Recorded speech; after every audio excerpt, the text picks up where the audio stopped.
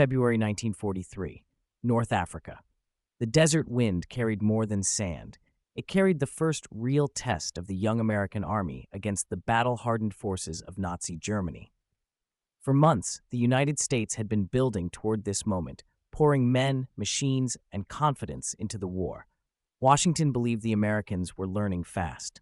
They believed raw energy and industrial power could make up for inexperience. But war has a cruel way of exposing weakness without warning. And when that warning came, it came at Kasserine Pass. This is top 5 U.S. military mistakes that nearly cost the war, not the moments when America lost everything, but the moments when failure came close enough to leave a scar. These are the decisions, oversights, and breakdowns that nearly changed the course of World War II. We begin at number 5, the least catastrophic on this list, but one of the most humiliating. Kasserine Pass failure, a harsh lesson in North Africa. The story began in late 1942 after Operation Torch, when American forces entered the North African campaign in force. It was the United States' first major ground confrontation with the German army in the European theater. On paper, the Americans looked formidable. They had tanks, artillery, air support, and numbers that promised momentum. But the enemy they faced was no ordinary opponent. Across Tunisia stood German formations led by veterans of Poland, France, and the Eastern Front, men who had spent years mastering fast, coordinated warfare. Among them was Field Marshal Erwin Rommel, already famous as the Desert Fox. By February 1943, American troops were positioned across Tunisia, but their lines were stretched, their command structure was confused, and their battlefield coordination was dangerously immature. Units were often scattered too far apart. Armor was committed in fragments. Artillery support was not always concentrated when it needed to be. Air-ground coordination, something the Americans would later excel at, was still clumsy and inconsistent. Worst of all, too many commanders underestimated just how quickly German forces could strike, outflank, and shatter a position. Then Rommel attacked. At Kasserine Pass, a gap in the Atlas Mountains of western Tunisia, German and Italian forces slammed into inexperienced American positions. What followed was a brutal demonstration of everything the U.S. Army had not yet learned. American troops fought hard in many places, but bravery could not compensate for poor deployment and weak leadership. German armor punched through exposed sectors. Communication broke down. Some American units were overwhelmed before they fully understood the scale of the assault. Others retreated in disorder, leaving behind vehicles, guns, fuel, and supplies. The mistake was not cowardice, it was unreadiness. American commanders had entered battle without the tactical discipline needed for modern mechanized warfare. Many officers were too static, too slow to react, and too unfamiliar with German methods. Defensive positions were poorly arranged. Reserves were not always used efficiently. The result was a defeat that shocked Allied observers and thrilled the Germans, who suddenly saw that America's new army was far from unbeatable. In pure strategic terms, Kasserine Pass did not destroy the Allied campaign in North Africa.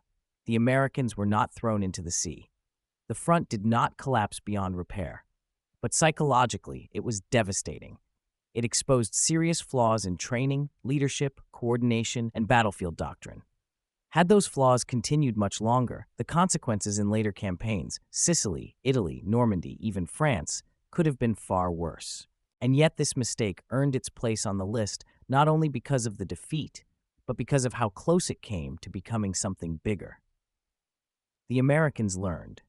Senior commanders were replaced or reassigned. General Dwight D. Eisenhower pushed for stronger battlefield leadership. George S. Patton would later take over Seat Corps and drive a much harsher standard of discipline and readiness. Armor doctrine improved. Artillery coordination improved. Air support was reorganized. Kasserine became a painful classroom, and the U.S. Army paid in blood for every lesson. That is why Kasserine Pass matters. It was not America's worst defeat of the war, but it was one of its most dangerous early mistakes. It revealed that enthusiasm was not enough, that modern war punished amateurism instantly, and that if the United States did not adapt fast, Germany could tear apart its armies before they ever reached Europe. In the end, Kasserine Pass did not break America. It hardened it. But the next mistake on this list was even more dangerous, because it happened before the United States had fully entered the war at all, a disaster born not from battlefield inexperience, but from warnings ignored. December 7th, 1941, Hawaii. The morning looked peaceful. Battleships sat at anchor in neat rows. Aircraft were lined up wingtip to wingtip. Sailors were eating breakfast, reading letters, cleaning decks, starting what seemed like another ordinary Sunday. Then the sky changed. The first wave came fast. At Pearl Harbor, the United States suffered one of the most devastating surprise attacks in modern military history. And the mistake was not simply that Japan struck hard. The mistake was that America made that strike easier than it should ever have been. By late 1941, the warning signs were already there. Relations between the United States and Japan had been deteriorating for years. Japan's expansion across Asia, the American embargoes, the diplomatic deadlock, all of it pointed toward the possibility of war. U.S. intelligence had picked up signals suggesting a major confrontation was near. Commanders in the Pacific knew tension was rising. But knowing danger exists is not the same as preparing correctly for it. That was the failure. At Pearl Harbor, American readiness was uneven, cautious, and in crucial areas badly misplaced. Many leaders feared sabotage more than air attack. Aircraft were parked close together, making them easier to guard on the ground, and far easier to destroy from the air. Anti-aircraft readiness was limited.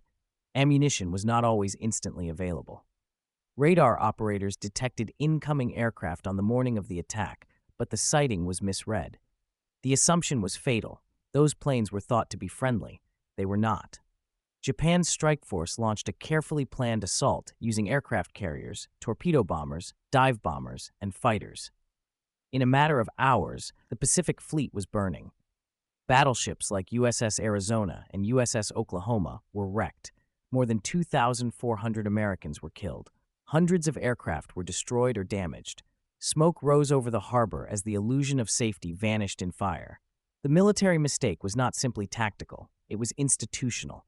The United States had warnings, but not urgency, signals, but not cohesion, a growing threat, but no fully sharpened response. That is what makes Pearl Harbor one of the most dangerous mistakes of the war. Because if Japan's success had extended just a little further, the consequences might have been catastrophic. Had the American aircraft carriers been in port that day, the blow could have been even worse. Had fuel depots, repair yards, and submarine facilities been destroyed, America's ability to fight back in the Pacific would have been crippled for far longer. In that sense, Pearl Harbor was both a disaster and a narrow escape. The damage was immense, but not total, and that narrow escape mattered. The Japanese attack awakened the United States with shocking violence, but it also left the industrial and naval foundation of American recovery intact. The carriers survived. The dockyards survived. The fuel reserves survived. Japan had landed a crushing opening blow, but not the killing one. Still, from the American side, the failure was undeniable. The Pacific Fleet had not been ready for the kind of strike that was coming. Coordination between intelligence, local command, and operational readiness failed at the exact moment it mattered most. It exposed the danger of underestimating an enemy's boldness. It showed what happens when warnings are filtered through routine thinking. And it proved that peacetime habits could become wartime disasters overnight. In the months that followed, the United States transformed. Pearl Harbor did not merely trigger entry into the war, it ignited a total war mindset. Readiness became sharper, air defense improved, naval doctrine evolved, carrier warfare moved to the center of strategy. The country that had been caught off guard began reorganizing itself into a machine that would eventually overwhelm both Japan and Germany. That transformation is why Pearl Harbor ranks fourth, not higher. It was a terrible mistake, but one that did not permanently cripple the American war effort. The nation recovered, adapted, and struck back with astonishing speed. Yet for a few hours on that December morning, the Pacific balance tipped so violently that the future of the war seemed frighteningly uncertain. And the lesson was brutal. An enemy does not need you to be weak. It only needs you to be unready. But the next mistake on this list came after America had already learned how to fight. That is what made it even more dangerous. Because in 1944, with Allied confidence rising and Europe seeming within reach, One bold operation promised a shortcut to victory and instead opened the door to disaster. September 1944. Western Europe. By now, the war felt different. France had been liberated. German armies were retreating. Allied soldiers who had stormed Normandy and broken out across the countryside could sense momentum on their side. The enemy looked shaken.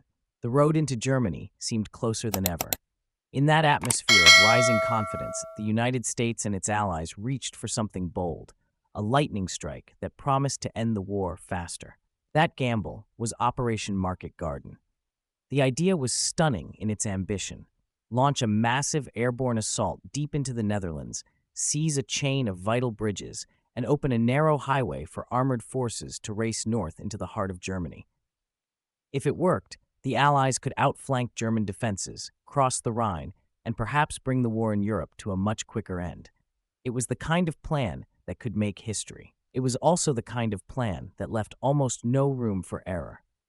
The operation began on September 17, 1944. The market part involved airborne forces, including American paratroopers from the 82nd Airborne Division and 101st Airborne Division, dropped behind enemy lines to capture and hold key bridges. The garden part involved the ground advance, primarily led by British armored forces, racing up a single road to link with them. American troops performed with courage, speed, and determination. They took objectives, fought off counterattacks, and held vital positions under immense pressure. But courage could not save a flawed design. The military mistake at Market Garden was not a lack of bravery.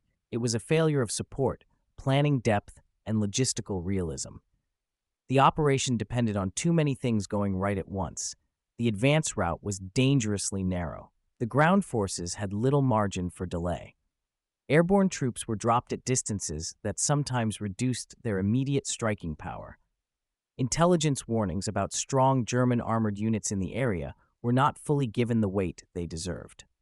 Supplies were hard to move forward quickly enough. Reinforcement timing became fragile. Once resistance stiffened and the road became congested, the whole plan began to strain. And in war, strain becomes collapse very quickly. American airborne units fought some of the toughest actions of the campaign. The 101st Airborne seized critical crossings around Eindhoven and defended them fiercely. The 82nd Airborne captured key positions near Nijmegen and played a crucial role in securing the massive bridge there. These were real achievements. These men did their part. But the larger operation was built on a timetable too optimistic for the battlefield it entered. That is where the support gaps proved fatal. The ground link-up was slower than hoped. German resistance proved stronger, faster, and more organized than expected. A single road meant a single bottleneck. Any damaged vehicle, destroyed bridge section, or enemy counterattack could choke the advance. Airborne forces, isolated and stretched, had to hold longer than planned. Some did, some could not. Farther north, at Arnhem, the operation came apart entirely as the final objective slipped out of reach. From the American perspective, Market Garden was dangerous because it represented something worse than a hard fight. It represented overreach. The Allies, flush with success after Normandy, tried to force a quick strategic breakthrough without fully securing the logistical and tactical foundation needed to sustain it. The operation did not destroy Allied strength, but it prolonged the war in Europe and gave Germany time to recover, regroup, and prepare further resistance. That is why this mistake ranks number 3. It nearly cost the war, not because the entire Allied front collapsed, but because it squandered an opportunity at a moment when the enemy was vulnerable. The failure to seal that breakthrough allowed the Germans breathing space. It kept the Rhine uncrossed. It delayed the invasion of Germany itself. And it fed a dangerous illusion that Allied momentum alone could overcome weak planning margins. The American soldiers in Market Garden were not the mistake. They were the ones paying for it. Their performance remains one of the most admirable parts of the campaign. They fought in scattered drop zones, urban fighting, bridge assaults, and desperate defensive actions. They held when the larger plan faltered. But history remembers not only bravery, it remembers whether bravery was used wisely. At Market Garden, it was used in a plan too fragile to survive reality. And then, only months later, came an even greater shock. Because after Kasserine, after Pearl Harbor, after Market Garden, the United States still had one more brutal lesson to learn: the danger of believing the enemy was too weak to strike back. December 1944. Ardennes forest. Winter had closed over Western Europe. Snow buried the roads, fog choked the skies. In many Allied headquarters, the mood was increasingly confident. Germany had been driven back across France. Its armies were exhausted. Its fuel was running low. Its defeat seemed only a matter of time. American soldiers along quiet sectors of the front believed they were holding a relatively calm line. Then the forest exploded. On December 16, 1944, German forces launched one of the most audacious counteroffensives of the entire war, the attack that would become known as the Battle of the Bulge. Hundreds of thousands of German troops, supported by tanks, artillery, and shock tactics, smashed into the Ardennes, a sector the Allies had treated as relatively quiet and less likely to host a major assault. The result was chaos, confusion, and one of the most dangerous military surprises the United States faced in Europe.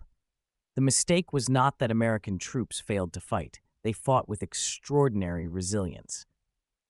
The mistake was that too many Allied leaders believed Germany no longer had the strength or the nerve to launch something this massive.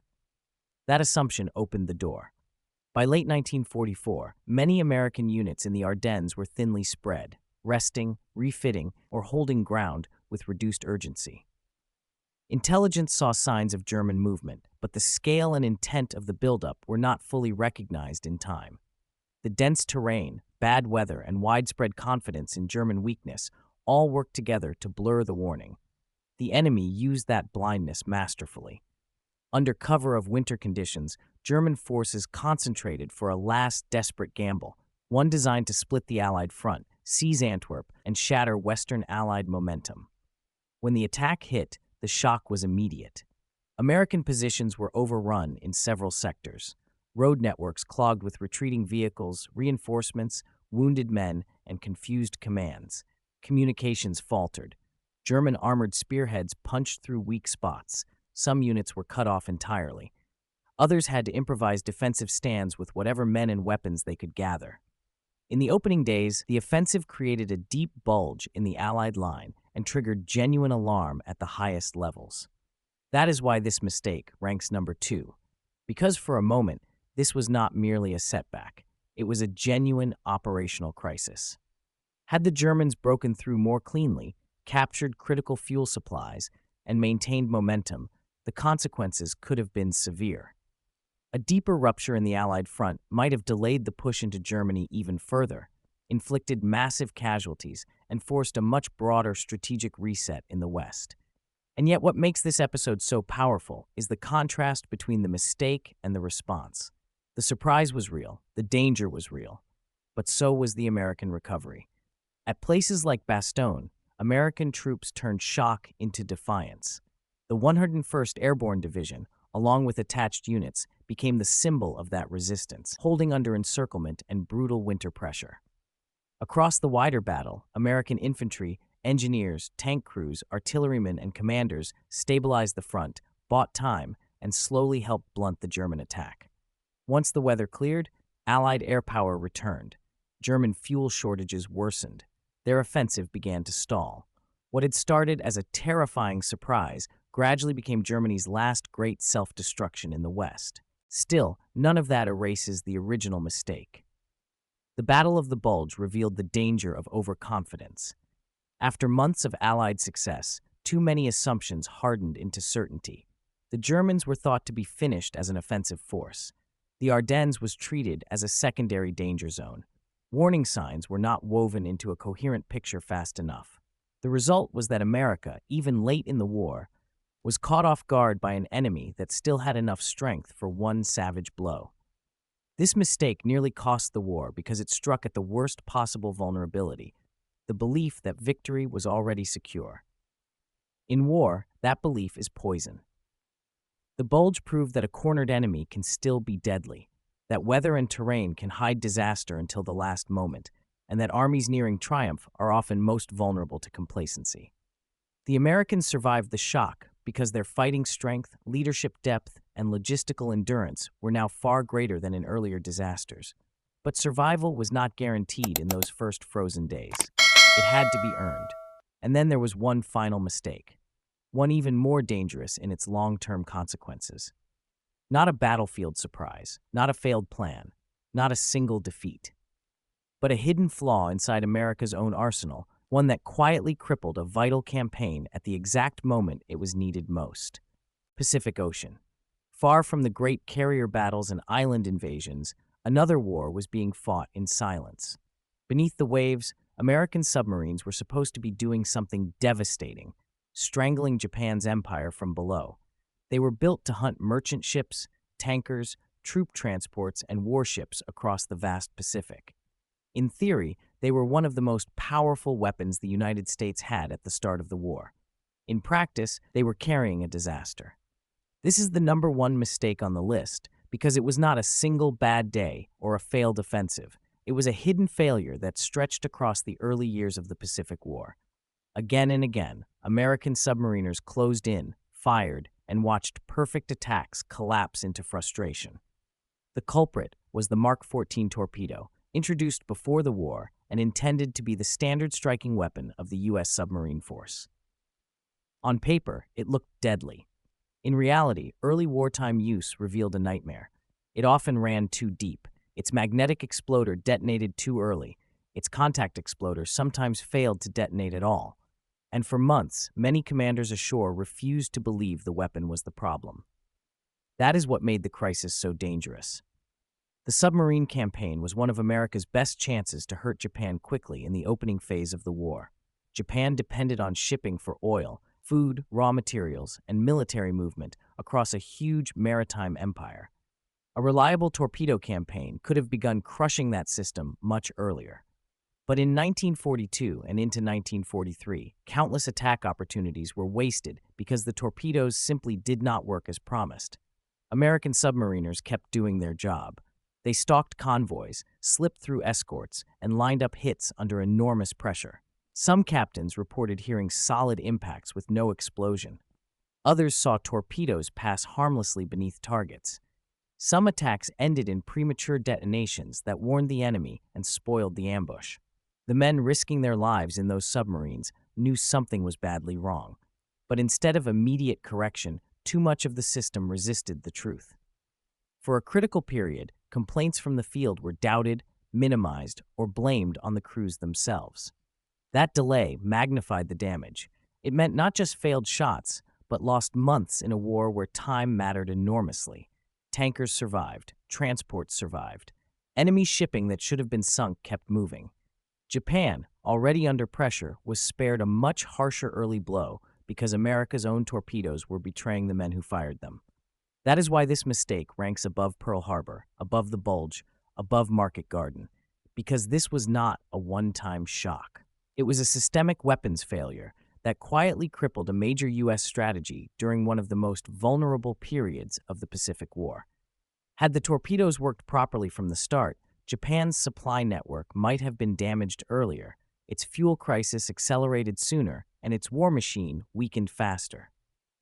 The submarine fleet eventually became one of the most destructive forces in the entire war, but early on, it was fighting with one hand tied behind its back. And when the fixes finally came, the change was dramatic.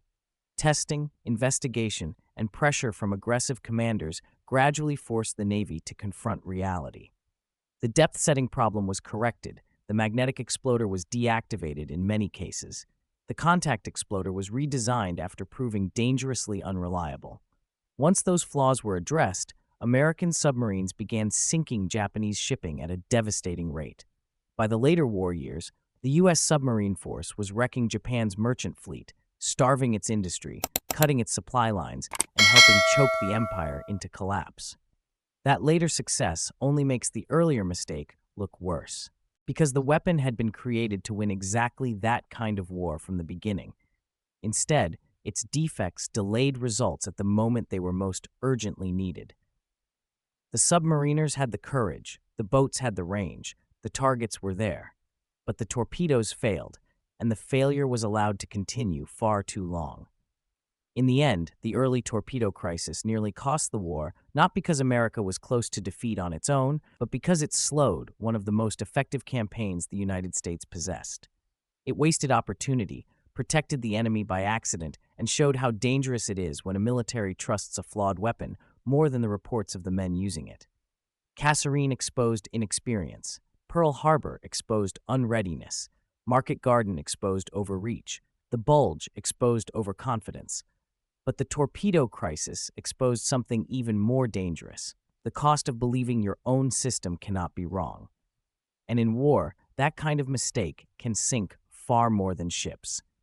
And if you've stayed until this final moment, thank you. If you want to keep exploring events like this, deeper, more real, make sure to like the video and subscribe to the channel so you don't miss what comes next. Thank you for watching.